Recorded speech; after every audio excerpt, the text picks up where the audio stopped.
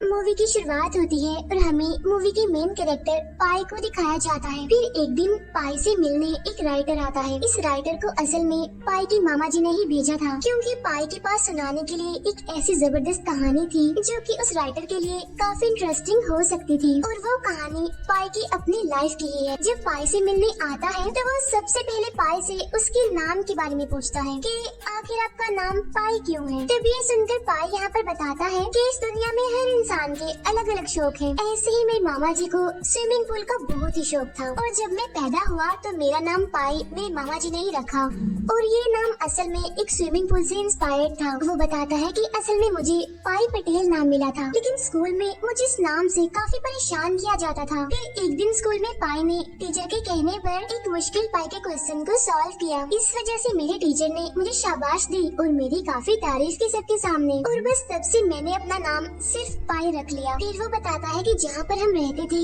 वहाँ पर बहुत सारे फार्मर्स भी रहा करते थे। इसके बाद पाई अपनी मदर के बारे में बताता है कि वो काफी अच्छी और रिलीजियस लेडी थी और मैं गॉड पर इतना बिलीव इसी वजह से करता था क्योंकि मेरी मदर बहुत करती थी। लेकिन बचपन में मुझे मेरे रिलीजन के बारे में नहीं बताया गया और वैसे भी जब किसी इंसान को उसके रिलीजन के बारे में नहीं बताया जाता तो फिर वो अलग अलग रिलीजन की चीजों को अडॉप्ट करता है। और बस मैंने भी ऐसा ही करना शुरू कर दिया। मैं बहुत सारे रिलीजन पर अमल करता रहा और इसी वजह से मैंने सीखा कि गॉड से प्यार कैसे किया जाता है। मैंने सीखा कि यकीन करना इंसान की जिंदगी में कितना जरूरी है। लेकिन मेरे फादर का रिलीजन कुछ और ही था। एक दिन मेरे फादर ने मुझसे कहा कि बेटा अगर तुम ऐसे अलग अलग रिलीजन को फॉलो करते रहे तो इसका मतलब ये होगा कि तुम किसी एक रिलीजन को पूरी तरह से फॉलो नहीं करते। तब ये सुनकर पाई की मदर कहती है कि पाई अभी काफी छोटा है तो वो किसी भी गॉड से प्यार करे से क्या फर्क पड़ता है। इसके बाद पाई बताता है कि मेरे फादर का एक जू था जहाँ पर हर तरह के जानवर उन्होंने रखे हुए थे और मैं बचपन से ही बहुत ही करीब से इन जानवरों को देखता आया हूँ और मेरा ख्याल था कि जानवर इंसान के अच्छे दोस्त बन सकते हैं और बिल्कुल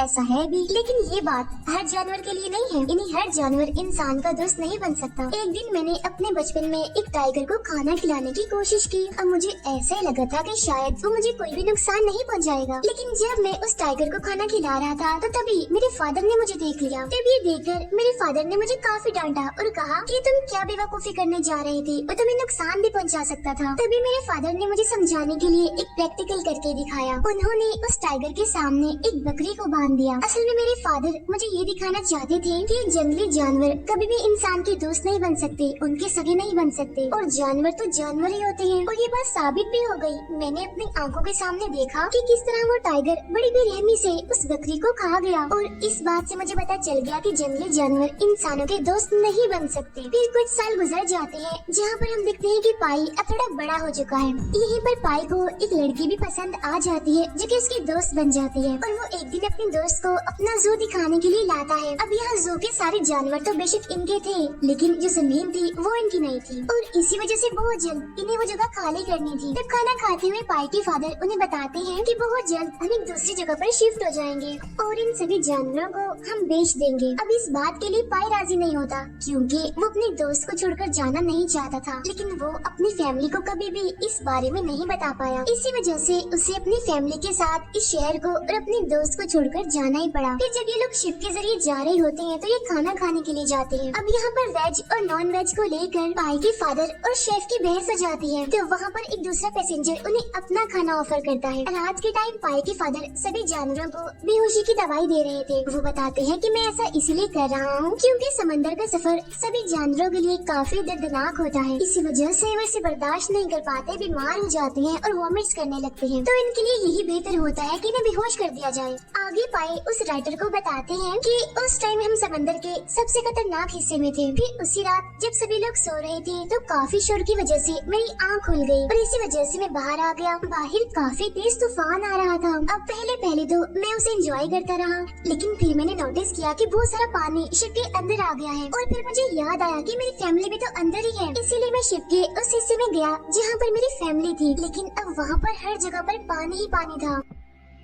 फिर मैं भागकर ऊपर आया जहाँ पर और भी लोग थे और मैंने उनको कहा कि प्लीज मेरी फैमिली को बचा लो, लेकिन वो सारे लोग तो लाइफ बोट निकालने में बिजी थे। उनमें से एक आदमी ने मुझसे कहा कि अभी की अभी जल्दी से जल्दी इस लाइफ बोट पर बैठो और यहाँ से निकलो। लेकिन मैं अपनी फैमिली के बगैर बोट पर जाना नहीं चाहता था। लेकिन फिर अचानक से मेरा पाँव फिसल गया और मैं उस बोट पर ही गिर गया। अब क्योंकि तूफान काफी तेज था और लहरों की वजह से मैं बोट समेत काफी आगे आ गया और मैं बिल्कुल अकेला ही था उस बोट पर। फिर मैं उस बोट से कूद गया। फिर मैंने उस शिप को ढूंढने की बहुत कोशिश की, यानी जिसमें मेरी फैमिली थी। लेकिन फिर मैंने देखा कि वो इतनी बड़ी शिप पानी में डूबती ही जा रही है और अब मेरे पास उस लाइफ बोट पर जाने के अलावा और कोई ऑप्शन नहीं था। लेकिन तभी मैंने देखा कि वहाँ पर मेरे अलावा और कोई भी है जो कि बिल्कुल मेरी ही तरह बचने की कोशिश कर रहा है। और जब मैं उसे बचाने गया तो मैंने देखा कि तो वही टाइगर है और वो भी अब इस बोट पर आ चुका था। अब देखते ही देखते सुबह हो जाती है और हम देखते हैं कि तूफान अभी भी नहीं रुका। यहाँ फिर मैंने सोचा कि मुझे बोट का पानी निकाल देना चाहिए। अब यहाँ बोट पर मेरे अलावा एक ज़ेब्रा भी था। वो बेचारा जख्मी था क्योंकि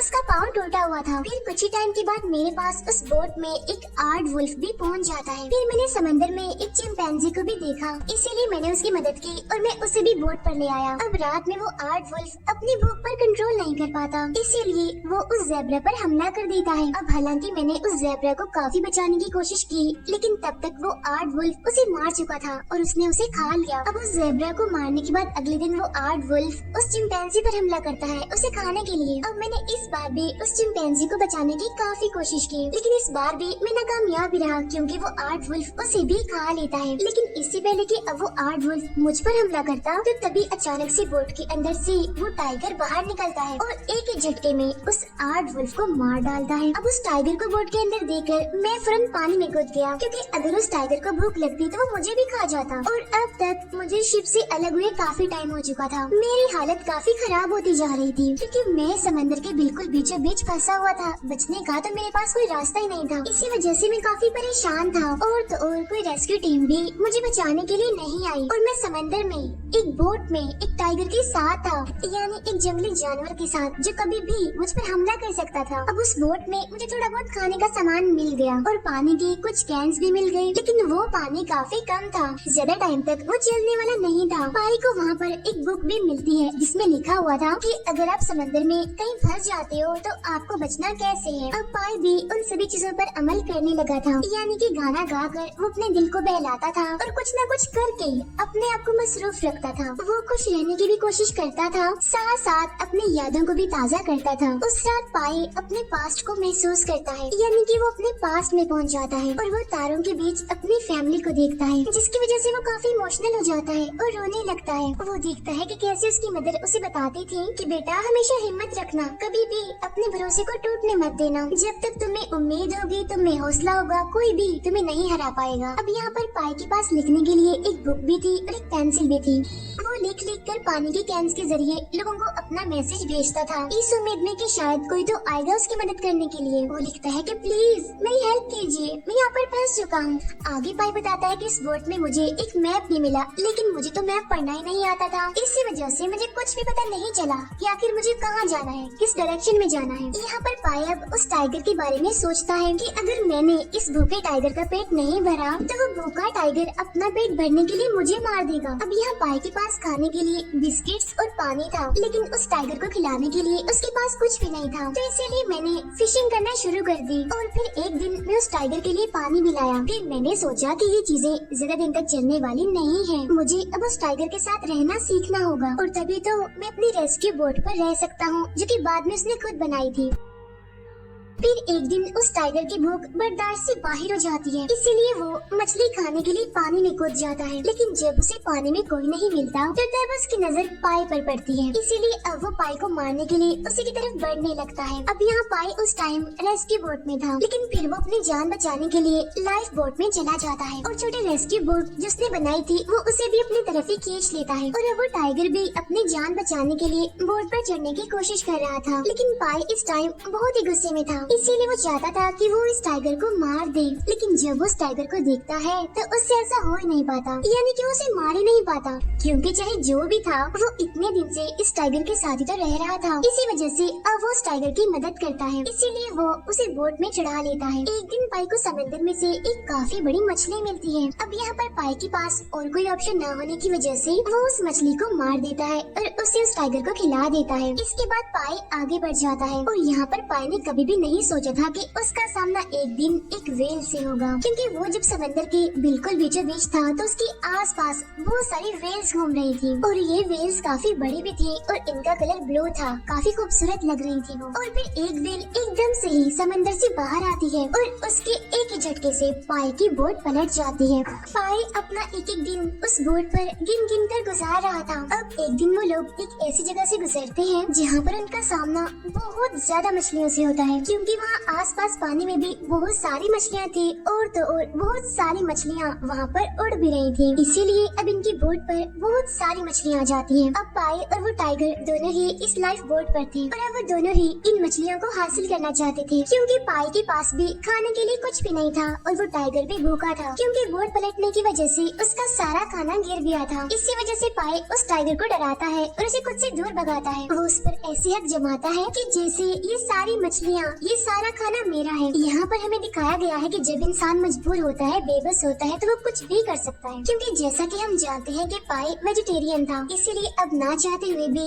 उसे इन मछलियों को खाना ही पड़ता है सर्वाइव करने के लिए। यहाँ पर पाई सोचता है कि ऐसे तो बिल्कुल भी गुजारा नहीं होगा, यानी कि मैं अलग बोट पर हूँ और वो टाइगर अलग बोट पर। इसी वजह से जैसे तैसे करके मुझे उस टाइगर के साथ ही रहना होगा। इसीलिए पाई उसे ट्रेन करता है और देखते ही देखते काफी टाइम गुजर जाता है। इसीलिए अब उन दोनों की हालत ही काफी खराब हो गई थी। एक रात पाई अपनी यादों में बहुत ज्यादा ही खो चुका था। हर जगह बस उसे अपनी फैमिली ही दिखाई दे रही थी और यहाँ अपनी फैमिली को देखकर उसके अंदर उम्मीद पैदा हो जाती है। अब पाई के पास जो पेंसिल थी वो भी इतनी ज्यादा खत्म हो गई थी कि अब तो उसे लिखा भी नहीं जा रहा था, लेकिन फिर भी वो उसे लिखता है। एक रात इतना ज्यादा तूफान आता है कि उसकी जो छोटी बोट होती है वो टूट जाती है। साथ ही साथ लाइफ बोट का भी काफी बुरा हाल था, उसमें भी बहुत सारा पानी भर गया था। यहाँ पर पाई उस टाइगर को कहते हैं कि देखो बोट पे हमारी हेल्प करना चाहते हैं। फिर अगली सुबह हम उन दोनों को देखते हैं जिनकी हालत बहुत ही खराब हो चुकी थी। टाइगर का तो इतना बुरा हाल था कि वो तो बस मरने ही वाला था। पाई उस टाइगर के पास जाता है और उसके सर पर हाथ फेरता है, यानी कि ये कि वो टाइगर इतना कमजोर था,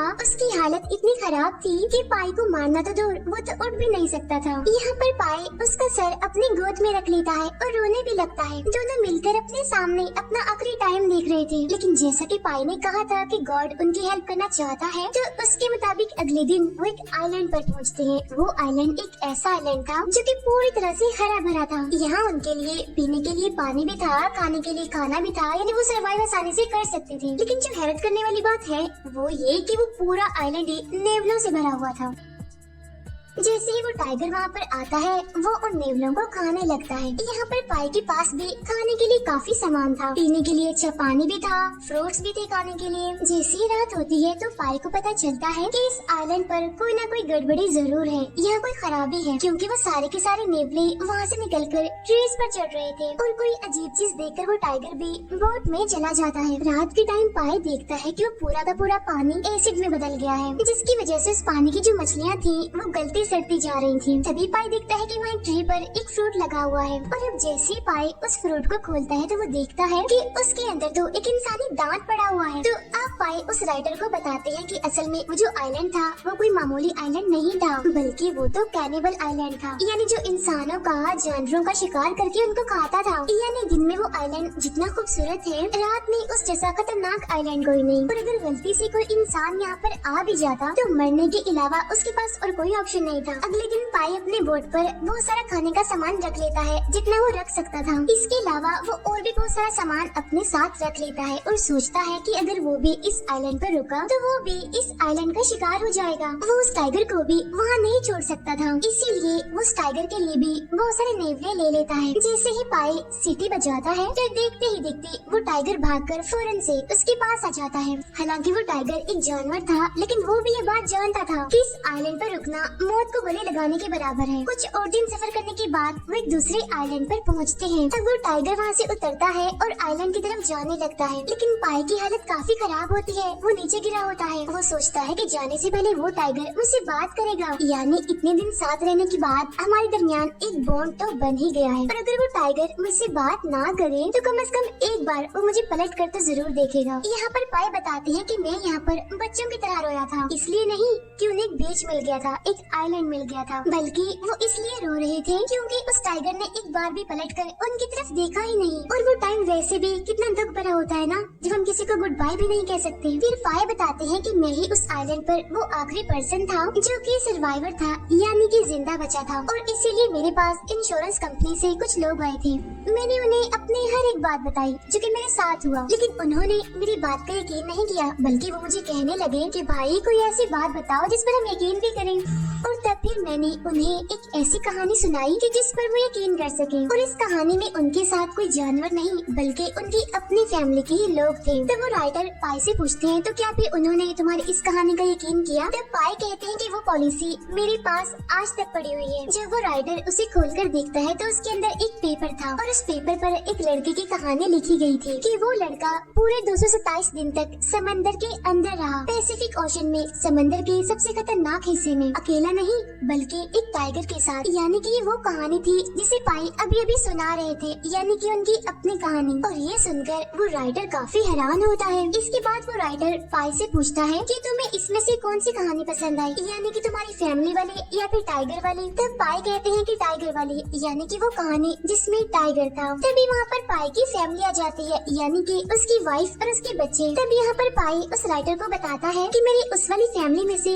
यानी कि मेरे पेरेंट्स और मेरी बहन भाइयों में से कोई भी नहीं बचा था, और अब ये है मेरी फैमिली। यहाँ राइटर पाई से पूछता है क्या मैं आपकी कहानी लिख सकता हूँ? तब पाई कहता है कि शायद मेरे मामा जी ने आपको यहाँ पर इसीलिए भेजा है, तो लिख सकते हो। ये कहने के बाद पाई वहाँ से चले जाते हैं और इसी के साथ ही ये मूवी यहीं पर एंड हो जाती है।